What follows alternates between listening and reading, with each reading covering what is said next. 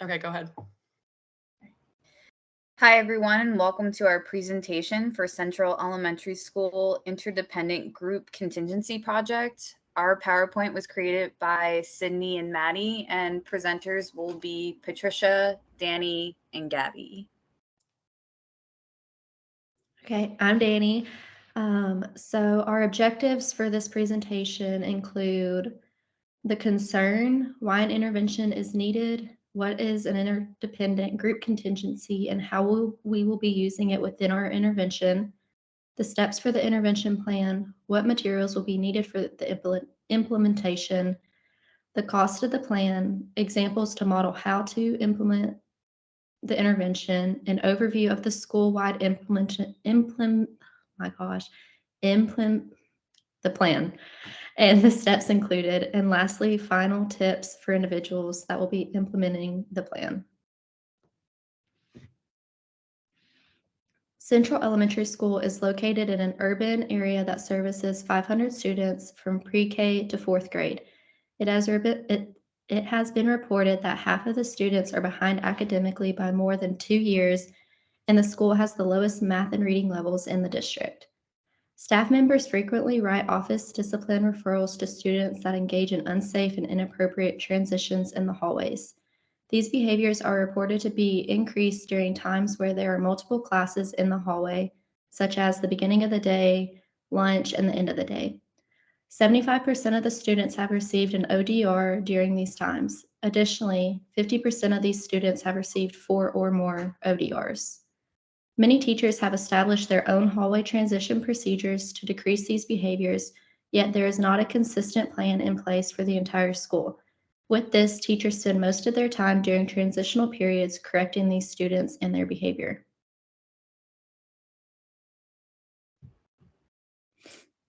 Group contingencies are defined as a behavior modification strategy in which consequences for a group are dependent upon the behavior on an individual in the group or the group as a whole. Whereas in an interdependent group contingency, students are placed in groups in which they will work together towards a common goal or fail based on the behavior of the group.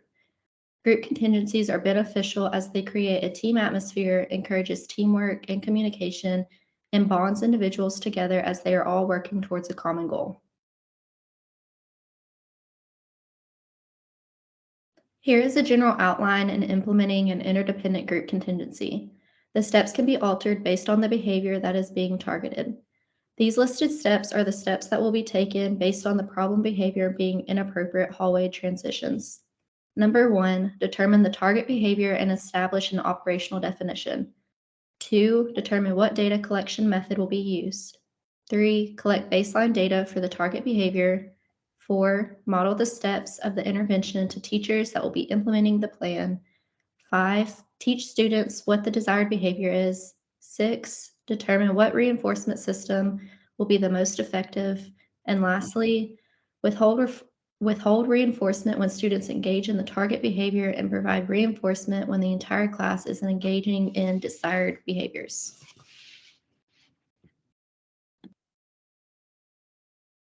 Thank you. This is Patricia, and next I'll be talking about materials needed. Central Elementary School will supply all materials for staff to use during implementation phases for the visual activity schedule and the walk-a-dial. A visual activity schedule is an evidence-based method that utilizes images, photographs, drawings, and/or words in a specified sequence of activities to signify to the learner what will be coming up next. For our visual activity schedule intervention, we will utilize a written visual schedule that indicates the classes for the days. The teacher will review the schedule with their students prior to each transition period, and once the transition period is over, the teacher will place a check mark next to the designated location to indicate it has been completed. The walk-a-dial was developed by Scottish primary teacher Elaine Stephen, who envisioned the walking rope to be a tool used in assisting large groups of younger children to transition from one location to another in a safe and structured way. The walk-a-dial is made from a rope with ring-shaped hands spaced out evenly on either side for the children to hold onto. The data tracking sheets have been designed for the intervention methods in place. For the purpose of this intervention, the data tracking sheets consist of 9 rows. The sheets contain a designated row for each class the students visit during their day. In those rows, the teachers will track whether the behavior occurred or did not occur by marking a yes or no. There are no additional funds to help support the school-wide implementation plan. Additionally, the school cannot hire new staff or outside specialists to aid in the implementation process. To reduce costs, BCBAs will be responsible for all training of staff involved with the implementation of pre-corrections, visual activity schedules, and the walk-a-dial. Having the BCBA's involvement will eliminate the cost of hiring outside specialists to train staff on the implementation of procedures. Pre-corrections do not require additional materials for the implementation, which makes this intervention very cost-effective. The visual activity schedule and walk-a-dial will be created using previously supplied materials provided by the school and district. Staff will use available paper to create their visual activity schedules and can create the walk-a-dial using school materials as well. For example, knots can be made in a jump rope to create a usable and cost-friendly version of the walk-a-dial. Additionally, BCBAs will utilize in-house employees to create training videos to reduce the cost of spending on outside trainers, along with having in-house staff members designated as team leaders for each grade to implement routine checkups at no additional cost. Reinforcement for successful transitions can be of no cost, such as offering extra recess time, free time in the classroom, and group games on the smartboard. The teacher can ask the class what they would want to earn for transitions correctly to create more buy-in for engaging in desired behaviors. Now we are going to begin discussing our implementation plan. Tier 1 interventions are intervention methods that can be used universally. They are focused on setting a clear expectation for what the appropriate behavior should be, as well as what implementation and training methods should be used during the intervention. Our first Tier 1 intervention are pre-corrections. A pre-correction is an antecedent behavior strategy that targets the prevention of predictable problem behaviors and promotes the occurrence of appropriate replacement behaviors.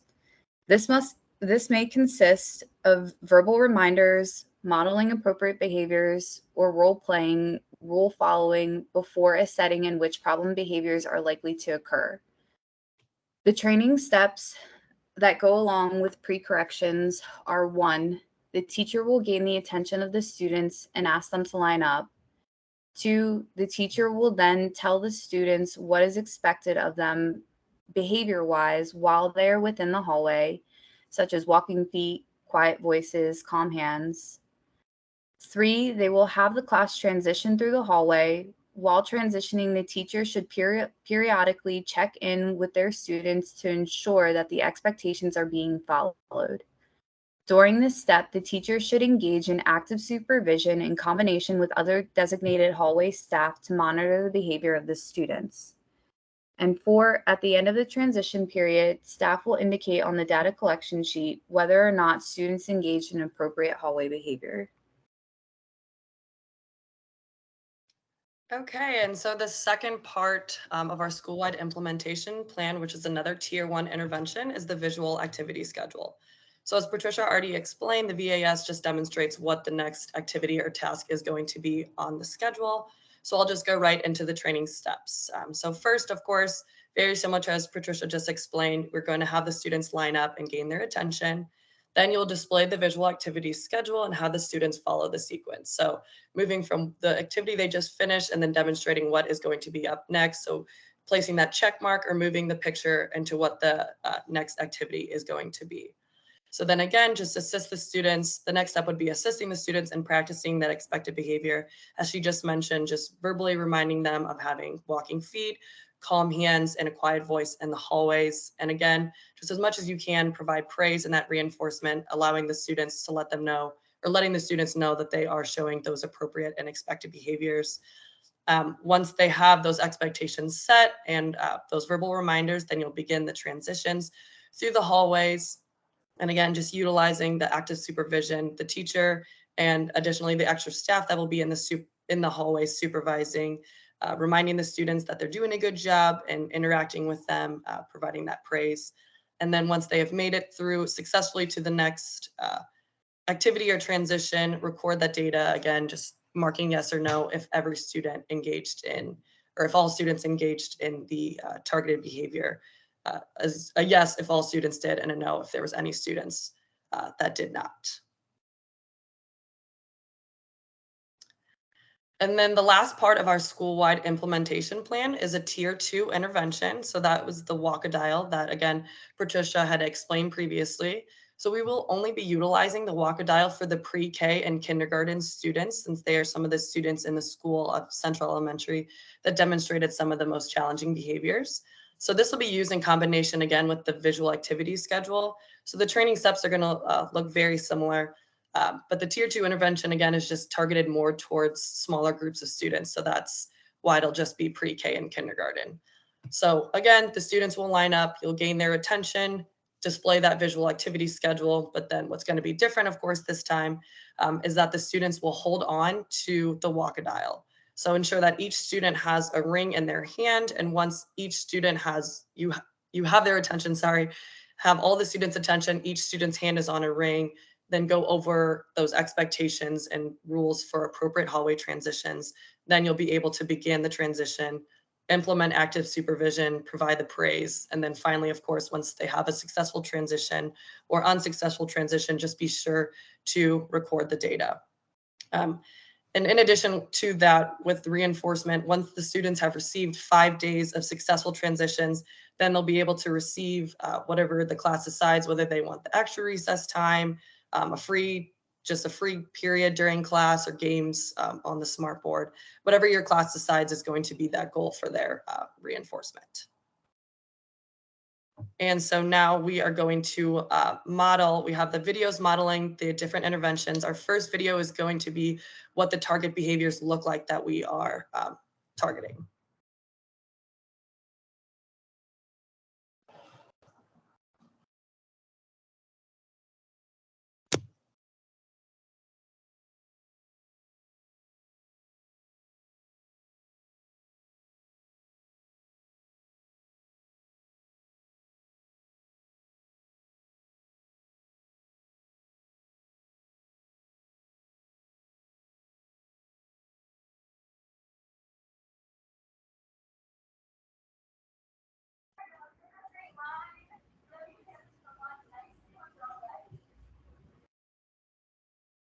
Okay, so as you could see in the video, the students are running around. They weren't really listening to the teacher, just engaging in those elopement behaviors.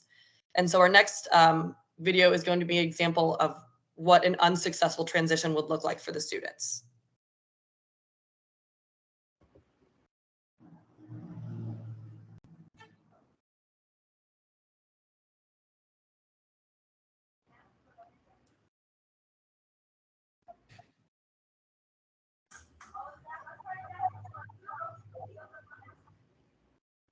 So as you could see in that video, the teacher handed each of the students their rings for the walk-a-dial. She displayed the visual activity schedule, but as soon as they started their transition, a student had dropped the rope and ran off in the opposite direction. So they had to reset and start again. And then our final example is going to be what a successful transition looks like through the hallways.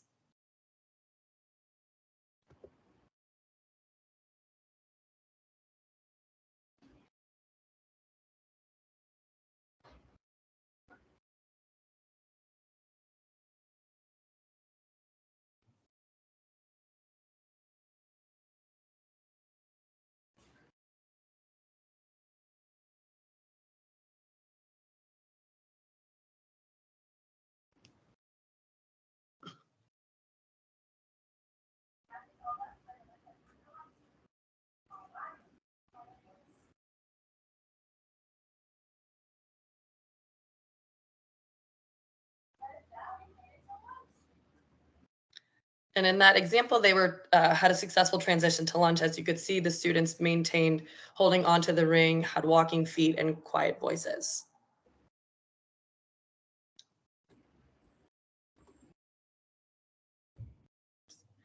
And so to conclude, we just have our final tips. Just a reminder to have fun, that remember that these are kids. This is a fun and easy intervention to implement. Also, just make the transitions engaging for the kids. So as a part of that active supervision, just interacting, letting them know when they're doing a good job and showing appropriate behaviors. Another just fun tip would just allow the kids to pick the color ring they want, but also ensuring that you switch it up every day so that there isn't one student, going after the same color every day.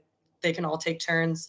And also just a fun idea would be to have jobs for specific spots in line to make people stay focused. So for example, just having a line leader, having a student responsible for turning on or off the lights, just to engage the students in these activities. So that is the conclusion of our presentation. So thank you all so much for tuning in. We hope you enjoyed.